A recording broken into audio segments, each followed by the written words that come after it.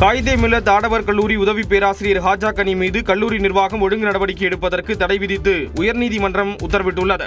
காயிதே மில்லத் ஆடவர் கல்லூரி செயலாளர் ஜனாப் தாவூத் மியாகானுக்கு எதிராக உதவி பேராசிரியரான ஹாஜா கனி உயர்நீதிமன்றத்தில் வழக்கு தொடர்ந்திருந்தார். அதில் தான் வெளிநாடுகளுக்கு சென்று வந்தது குறித்த தகவலை மறைத்தது உட்பட 8 குற்றச்சாட்டுகளை முன்வைத்து கல்லூரி செயலாளர் மெமோ கொடுத்ததாகவும், இது தொடர்பாக கல்லூரி குழு கூட்டத்தில் எடுக்கப்பட்ட முடிவின்படி தனக்கு எதிராக ஒழுங்கு நடவடிக்கை எடுப்பதை கல்லூரி செயலாளர் கைவிட்டதாகவும் குறிப்பிடப்பட்டிருந்தது. ஆனால் கடந்த பிப்ரவரி மாதம் தனக்கு எதிரான குற்றச்சாட்டுகள் குறித்து விசாரிக்க மற்றொரு விசாரணை அதிகாரியை நியமித்ததாகவும், தன் மீது ஒழுங்கு நடவடிக்கை கைவிடுவது தொடர்பாக கல்லூரி குழு கூட்டத்தில் நிறைவேற்றப்பட்ட தீர்மானத்தை திரும்ப பெற்றதாகவும் முறையிடப்பட்டது.